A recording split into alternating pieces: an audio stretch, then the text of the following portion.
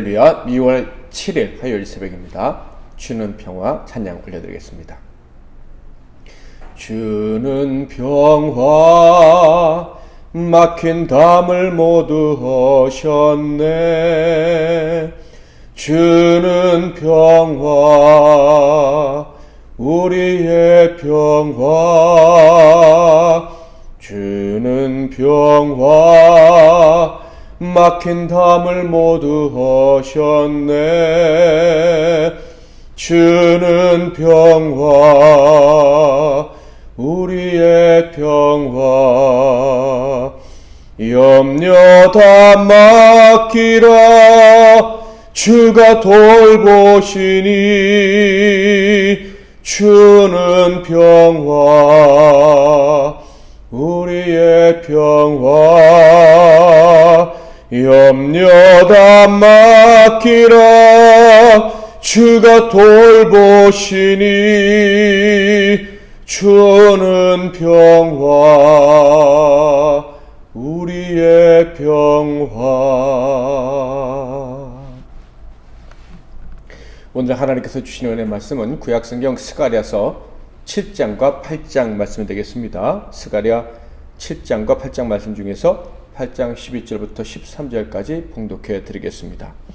만군의 여호와의 말씀이니라. 이제는 내가 이 남은 백성을 대하기를 옛날과 같이 아니할 것인즉 곧 평강의 씨앗을 얻을 것이라. 포도나무가 열매를 맺으며 땅이 산물을 내며 하늘은 이슬을 내리니 내가 이 남은 백성으로 이 모든 것을 누리게 하리라. 유다 족속아 이스라엘 족속아 너희가 이방인 가운데서 저주가 되었었으나 이제는 내가 너희를 구원하여 너희가 복이 되게 하리니 두려워하지 말지니라. 손을 견고히 할지니라. 아멘. 오늘은 평강의 씨앗을 얻을 것이라, 평강의 씨앗을 얻을 것이라 라는 제목으로 하나님 말씀을 상고하겠습니다. 스가랴서 7장과 8장 말씀은 성전 건축이 다시 시작된 지 2년이 흘렀던 시기에 하나님께서 주신 말씀입니다. 1절을 볼까요? 다리오 왕 제4년 9째 달 곧 기슬레월 4일에 여호와의 말씀이 스가랴에게 임하니라. 당연히 성전 건축을 독려해 주시기 위해서 주신 말씀입니다.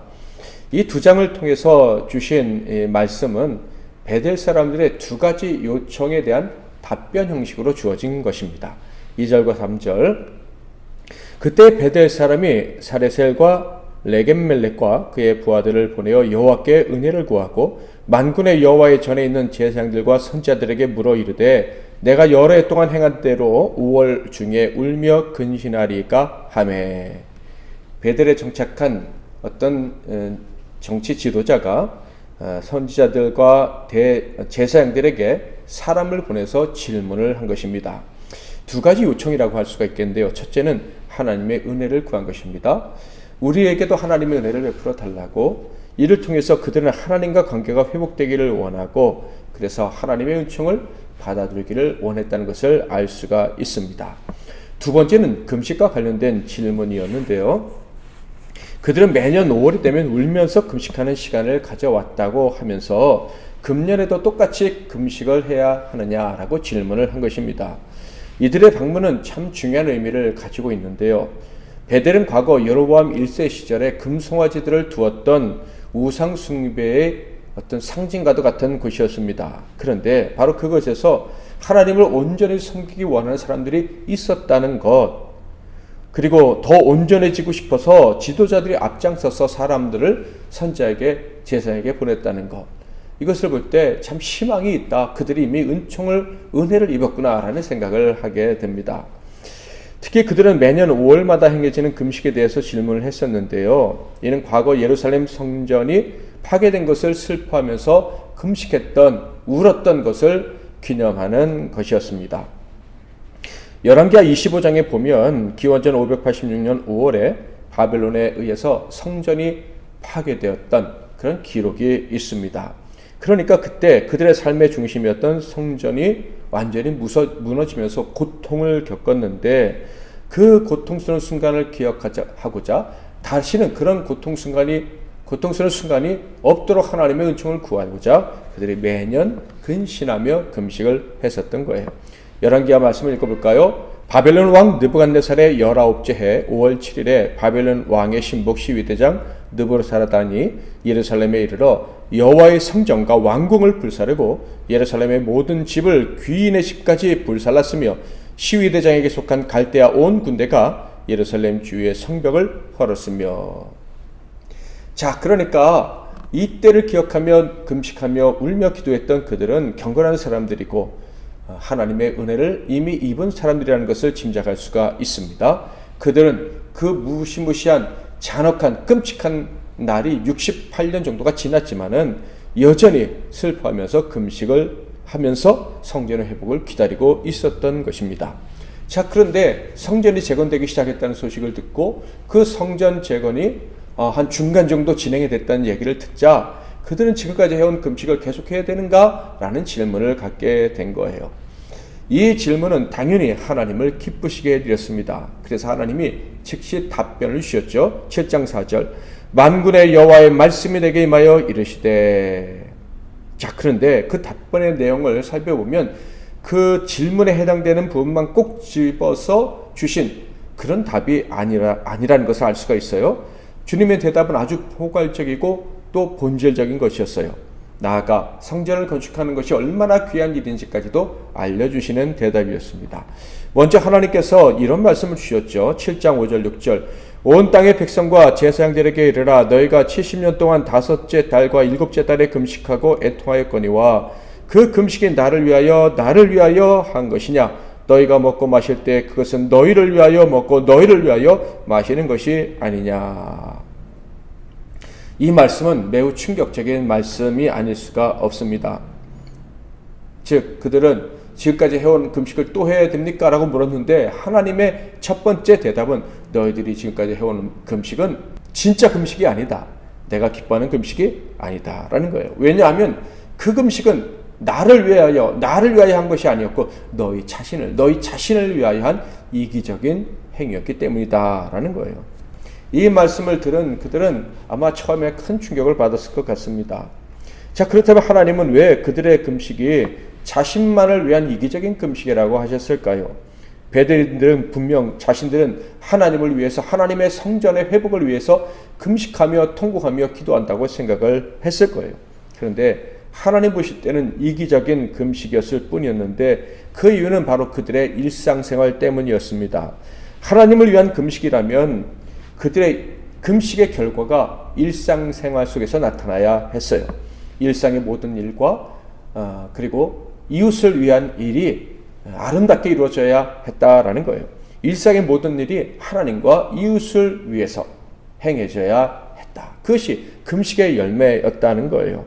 그런즉 먹든지 마시든지 무엇을 하든지 다 하나님의 영광을 위하여 하라. 하나님의 말씀은 만약 그들이 범사에 하나님의 영광을 위해 살았었다면 만국의 역사는 없었을 것이다 라는 것이, 특히 그들의 조상이 하나님 주신 말씀에 순종했다면 성전 파괴와 같은 비극은 결코 없었을 것이다 라고 말씀하신 거예요. 스가랴서 7장 7절 말씀 예루살렘과 사면 성읍에 백성이 평온히 거주하며 남방과 평원에 사람이 거주할 때에 여호와가 옛 선자들을 통하여 외친 말씀이 있지 않으냐 하시니라. 하나님께서 이미 전해 주셨던 말씀이 있는데 그 말씀에 순종했더라면 이런 비극이 없었을 것이고 당연히 통곡하며 금식할 일도 없었을 것이다 라는 말씀하신 거예요. 그러니까 금식보다 더 중요한 게 있다는 말씀이죠. 금식보다 더 중요한 것은 말씀을 거부하지 않고 순종하는 것이다 라는 거예요. 그들의 조상들은 그렇지 못했다라고 지적하셨죠. 11절부터 13절 그들이 듣기를 싫어하여 등을 돌리며 듣지 아니하려고 귀를 막으며 그 마음을 금강석 같게 하여 율법과 만군의 여호와가 그의 영으로 옛 선지자들을 통하여 전한 말을 듣지 아니하므로 큰 진노가 만군의 여호와께로부터 나왔도다. 내가 불러도 그들이 듣지 아니한 것처럼 그들이 불러도 내가 듣지 아니하리라. 만군의 여호와가 말하였느니라. 자, 여기까지 보면 베델 사람들의 질문에 대한 하나님의 답변은 책망이다 라고 할 수가 있겠습니다. 그런데 이어지는 8장에서는 놀라운 반전의 말씀이 주어지게 됩니다. 바로 금식과 같은 영적인 행위를 하면서도 하나님을 사랑하지 않고 순종하지 않아 멸망했던 자들을 회복시켜 주시겠다는 은혜의 말씀인 거예요. 그들은 지금까지도 금식하면서조차 자신의 자랑을 위해 살고 있지만 하나님께서는 그들을 반드시 회복시켜 주시겠다는 엄청난 말씀을 주신 거예요. 스가랴서 8장 2절 3절 말씀, 만군의 여호와가 이같이 말하노라. 내가 시온을 위하여 크게 질투하며 그를 위하여 크게 분노함으로 질투하노라. 여호와가 이같이 말하노라. 내가 시온에 돌아와 예루살렘 가운데에 거하리니 예루살렘은 진리의 성읍이라 일컫겠고 만군의 여호와의 산은 성산이라 일컫게 되리라. 그런데 가만 생각해보면 참 이해하기 힘든 말씀입니다. 과거의 잘못으로 멸망당했고 지금도 제대로 된 금식을 하지 못하는 자들이에요. 그런데 바로 그들을 하나님께서 아무 조건 없이 회복시켜 주시겠다라고 말씀을 하셨기 때문입니다. 그래서 하나님께서는요, 그래, 이런 나의 말을 너희가 이해하기 어려울 거야 라는 말씀까지도 들려주십니다. 6절, 만군의 여호와가 이같이 말하노라. 이 일이 그 날의 남은 백성의 눈에는 기이하려니와 내 눈에야 어찌 기이하겠느냐. 만군의 여호와의 말이니라. 내가 취한 조치는 인간의 관점에서는 기이하겠지만 나에게 하나님께는 전혀 기이한 일이 아니다 라고 말씀을 하시는 거예요. 하나님의 집을 재건하는 너희들에게는 과거의 저주가 끝났다. 이제 하나님의 완전한 평화 곧 샬롬이 임할 것이다. 너희가 샬롬이 될 것이다. 평강의 씨앗이 될 것이다 라는 말씀까지도 들려주십니다. 그 비밀이 무엇입니까? 하나님의 집이죠. 하나님의 전을 재건했다는 것 때문에 이런 엄청난 은혜가 그들에게 임하게 될 것이다 라는 말씀이에요. 12절 13절, 곧 평강의 씨앗을 얻을 것이라. 포도나무가 열매를 맺으며 땅이 산물을 내며 하늘은 이슬을 내리니 내가 이 남은 백성으로 이 모든 것을 누리게 하리라. 유다 족속과 이스라엘 족속아, 너희가 이방인 가운데에서 저주가 되었었으나 이제는 내가 너희를 구원하여 너희가 복이 되게 하리니 두려워하지 말지니라. 손을 견고히 할지니라. 자, 이렇게 용기를 내어 담대하게 하나님의 전 건축하는 일에 힘을 다하면 어떤 결과가 나타나게 될까요? 먼저는 금식하며 슬퍼할 일이 없다라는 거예요. 왜냐하면 즐거운 삶이 시작될 것이기 때문입니다. 그래서 하나님 말씀하시기를 5월뿐만 아니라 4월과 7월과 10월에 하던 금식도 하지 않아도 된다라는 말씀을 하십니다. 8장 19절, 만군의 여호와가 이같이 말하노라. 넷째 달의 금식과 다섯째 달의 금식과 일곱째 달의 금식과 열째 달의 금식이 변하여 유다 족속에게 기쁨과 즐거움과 희락의 절기들이 되리니 오직 너희는 진리와 화평을 사랑할지니라. 그리고 마지막으로 주신 말씀은 더욱더 감격적입니다. 22절 23절, 많은 백성과 강대한 나라들이 예루살렘으로 와서 만군의 여호와를 찾고 여호와께 은혜를 구하리라. 만군의 여호와가 이같이 말하노라. 그 날에는 말이 다른 이방 백성 10명이 유다 사람 하나의 옷자락을 잡을 것이라. 곧 잡고 말하기를 하나님이 너희와 함께 하심을 들었나니 우리가 너희와 함께 가려 하리라 하시니라. 만국 백성들이 하나님께 나와서 은혜를 구하게 될 것이다. 너희들이 베델 사람들이 은혜를 요청한 것처럼 이제 성전이 완성된 다음에는 만국 백성들이 나와서 은혜를 구하는 놀라운 역사가 일어나게 될 것이다 라는 거예요. 뿐만 아니라 이방 사람들까지 하나님의 전을 사모하는 그 유대인을 통해서 하나님께 나오게 될 것이다. 그 유대인은 지금 성전을 재건하는 이스라엘 사람들을 말하고 또 크게 확대하면 참 교회를 세우신 예수 그리스도를 의미합니다. 또 저와 여러분을 의미하기도 하죠. 저와 여러분 역시도 그리스도와 함께 참 교회가 된 사람들이기 때문에 그렇습니다. 베델 사람들은 성전이 세워져 가는 것을 보면서 금식을 해야 하는지 그리고 우리도 은혜를 받을 수 있는지가 궁금했습니다. 그런 사람들에 대한 주님의 대답은 너희들은 하나님의 집에 속한 사람들이고 은혜를 이미 받은 사람들이니 더 이상 금식하지 말고 즐거워하라 라고 답을 주셨어요.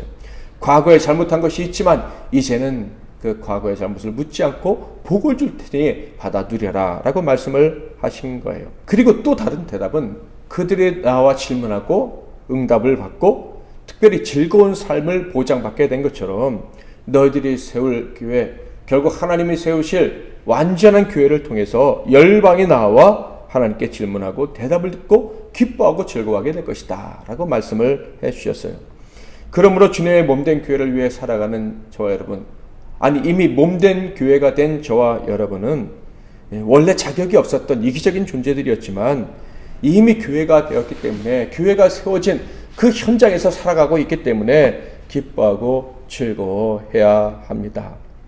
슬퍼하며 근심할 필요가 없다라는 말씀이에요. 뿐만 아니라 우리를 통해서 수많은 사람들이 주님의 교회에 나와 즐거워하게 될 것입니다. 저와 여러분은 유대인들처럼, 그리고 예수 그리스도처럼 평강의 씨앗을 얻은 사람들이에요. 평강의 씨앗 그 자체 복이 된 사람들이다라는 거예요. 우리 자신이 교회가 되어서 이미 세상에 복을 줄 사람이 되었다는 사실을 기억하고 오늘도 복된 날을 하나님이 어떻게 사용해 주실지를 기대하면서 기도하고 살아갈 수 있기를 주님의 이름으로 축복합니다. 기도하겠습니다. 말씀 붙잡고 기도하시고 승리하시는 하루 되시길 바랍니다. 하나님 아버지, 저희가 무엇이간데 이기적인 저희들을 버리지 아니하시고 택하시고 거룩하게 하시되, 특별히 하나님의 전에 모퉁이돌이 되어 하나님과 예수 그리스도와 함께 지어져 갈 수 있도록 허락해 주셨습니까? 뿐만 아니라 세상에 하나님의 복을 전하고 신령한 비밀을 미리 알고 그들에게 답을 주는, 세상에 답을 주는 인생이 되게 하셨습니까? 하나님께서 이 놀라운 은혜를 주셨을 뿐만 아니라 오늘 또한 우리의 발걸음이 복이 되게 해 주셨사오니 감사와 찬송과 영광을 올려드립니다.